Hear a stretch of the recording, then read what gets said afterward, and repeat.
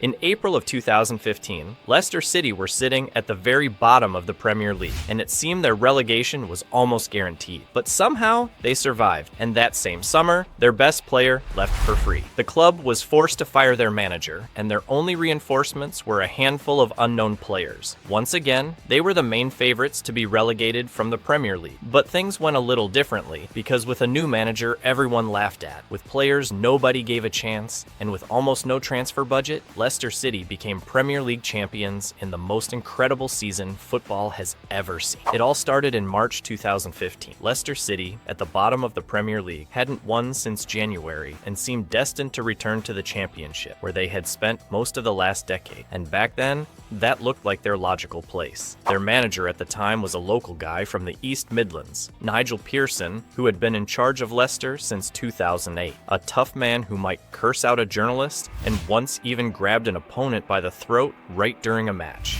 But for all that, he was a good manager and knew the championship inside and out. It was he who brought Leicester to the Premier League with an incredible 102 points. But the Premier League proved to be too big a step, and it was no surprise that Leicester was at the bottom. The squad looked weak. At least, that's what we thought at the time. In goal was Kasper Schmeichel, forever in the shadow of his father, Peter Schmeichel. In defense, Captain Wes Morgan, a real brick house who was told at the beginning of his career that he was too fat to be a footballer, and who had over 400 matches in the championship and lower leagues behind him. In the center, Danny Drinkwater, who came to Leicester in 2012 after being released from Manchester United without playing a single match. On the flanks, Mark Albrighton, deemed not good enough even for a weak Aston Villa at the time, and Riyad Mahrez, a skinny winger who hated the cold and was signed from the French second division. Up front, a striker found in the depths of the lower divisions, who just a couple of years earlier was playing in front of 100 spectators and spent more time in the pub with friends than at training. Jamie Vardy. But in April, something clicked. Leicester started winning. It began with a match against West Ham, where the team's star, newcomer Esteban Cambiaso, scored early, and local lad Andy King scored late. A 2-1 victory. The following week, Jamie Vardy scored a dramatic last-minute winner in a match against West Brom, a 3-2 comeback. A 2-0 win over Swansea lifted Leicester off the bottom spot, and then Vardy's goal against Burnley sealed a fourth consecutive victory and took them out of the relegation zone for the first time since November. The season ended with a 14th place finish and the greatest escape in Premier League history. But in the summer, the club plunged into crisis again. Questionable transfers and management errors threatened to tear everything apart. The club's Thai owners decided to take the team on a trip to Thailand. But, reportedly, several reserve players filmed a racist sex video during that trip. And what's worse, one of those players was James Pearson, the head coach's own son. Naturally, the club owners were furious, and Nigel Pearson was fired from his post as head coach. The club was left without a manager, and it was then that the greatest decision in the club's history was made, although no one thought so at the time. They chose a coach who had been fired from the Greek national team after losing all 4 of his matches, including a 1-0 defeat to the Faroe Islands. That coach was Claudio Ranieri,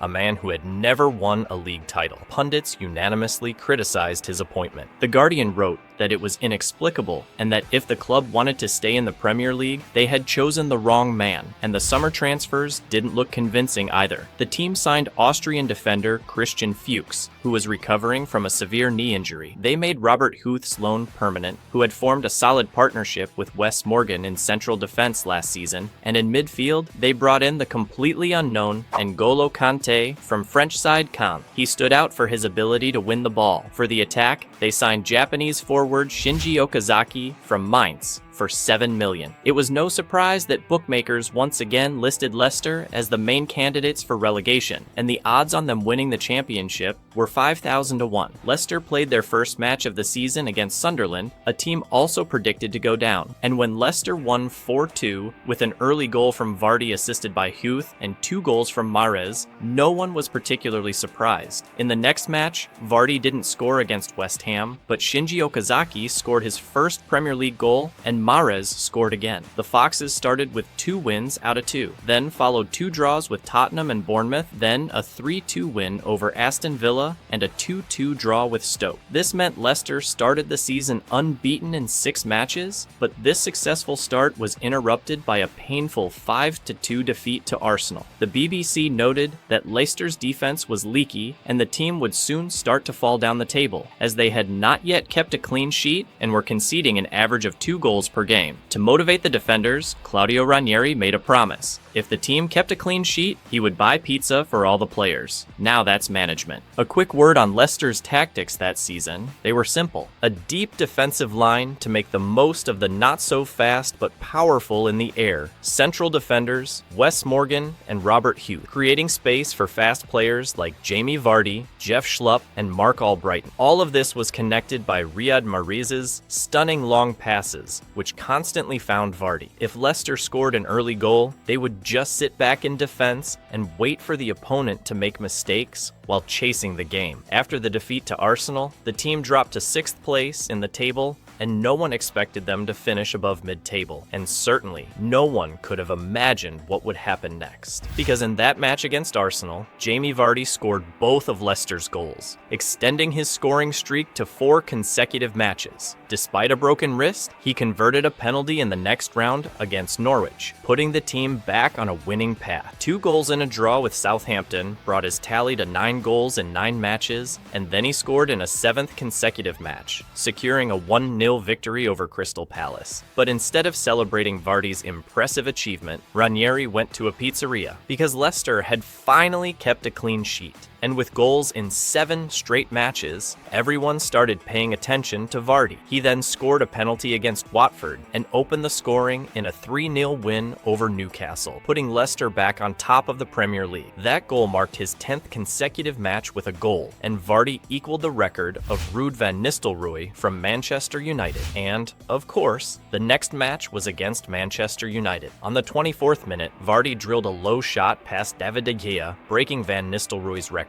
He celebrated by showing the United fans that the record now belonged to him. But despite Leicester being second with 29 points, Ranieri remained cautious. Our first goal is to get 40 points to stay in the Premier League. While Vardy was in the spotlight, Riyad Mahrez had 7 goals and 5 assists by this point. Together, they were already being called the most dangerous pair in the Premier League. But in the next match against Swansea, Vardy didn't score, and his legendary streak ended. However, Mahrez took the initiative and scored a hat-trick, bringing his tally to 10 goals in 14 matches. Now, Leicester was being taken seriously, but surely this success had to end soon, right? Leicester won their next 2 matches against Chelsea and Everton, but then lost 1-0 to Liverpool on Boxing Day, dropping back to 2nd place. The period right after Christmas in English football is considered crucial, as games come one after another. However, Leicester returned to winning ways, thrashing Stoke 3-0. In the next match against Liverpool, Vardy scored a brace, including a fantastic long-range first-time volley, and then came the match against their main title rival, Manchester City. Robert Hughes scored early on, then Mahrez doubled the lead, and Hughes scored a second, a 3-1 victory, and a 5-point lead at the top. Next up was Arsenal. Vardy converted a penalty, but Theo Walcott equalized, and in the 95th minute, Danny Welbeck scored the winner for the Gunners. The pressure was mounting. In the game against Norwich, Leicester struggled to score for a long time, but snatched a late victory. After a draw with West Brom came a series of 5 consecutive wins with 5 clean sheets, which probably cost Ranieri a fortune in pizza deliveries. From the worst defense at the start of the season, Leicester became the 2nd best defense in the league, but the winning streak ended with a 2-2 draw against West Ham. In the next match,